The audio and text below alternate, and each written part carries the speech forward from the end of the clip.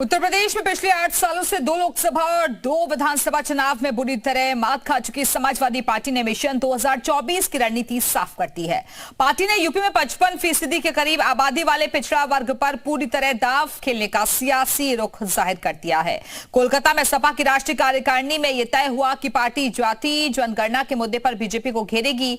साफ है कि सपा समीकरण से आगे बढ़कर पिछड़ों पर फोकस कर रही है। वहीं बीजेपी ने भी ओबीसी वोटर्स को साधने की कवायद तेज कर दी है।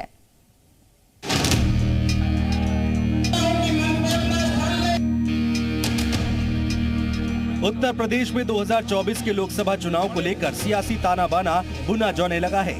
यूपी में दोबारा पांव जमाने के लिए समाजवादी पार्टी की साइकिल ने अपनी चाल बदल दी है। लोकसभा चुनाव से पहले सपा की सियासी लैब में बीजेपी की सोशल इंजीनियरिंग से मुकाबला करने के लिए नया फॉर्मूला तैयार किया गया है। सपा सूबे में अभी तक मुस्लिम यादव समीकरण के बूते सियासत करती रही है, लेकिन 2014 से बीजेपी से पार नहीं पा रही थी। ऐसे में इस बार पार्टी की नजर ओबीसी, अति पिछड़े, दलित और मुस्लिम वोट बैंक पर टिकी है। सपा प्रमुख अखिलेश यादव ने सटीक रणनीति के तहत MY समीकरण के साथ अति पिछड़े दलित चेहरा को संगठन में जगह देकर यूपी में बीजेपी से दो हाथ करने के लिए तैयारी की है। कोलकाता में सपा की राष्ट्रीय कार्यकारिणी की बैठक से सपा अध्यक्ष अखिलेश यादव ने अपने मंसूबे जाहिर कर दिए हैं। पिछड़ों की मेरिट ज्यादा है, जो जनरल में आ रहे हैं उनके बराबर मेरिट में पिछड़े भी पहुंच गए। ये भारतीय जनता पार्टी वो है, अपने स्वार्थ में उन्होंने हमारा कंपटीशन भी खत्म करा दिया। वहीं बीजेपी एक बार फिर से ओबीसी वोटर्स को साधने की कवायद में जुट गई है।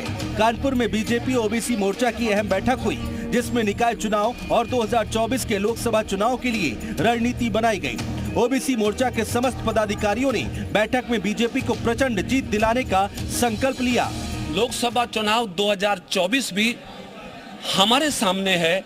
आज ओबीसी मोर्चे के समस्त पदाधिकारी संकल्प लेंगे नगरीय निकाय चुनाव में भारतीय जनता पार्टी को प्रचंड जीत दिलाने के लिए।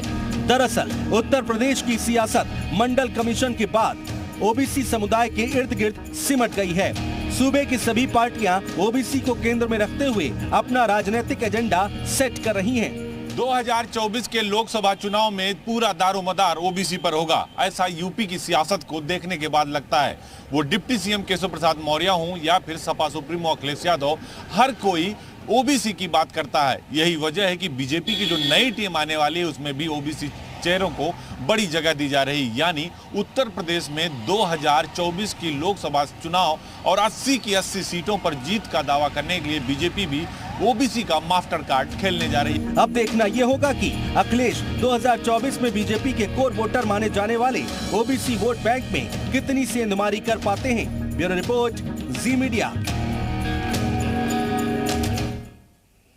और अब आइए अब आपको बताते हैं ओबीसी वोटर क्यों है जरूरी, क्यों है अहम।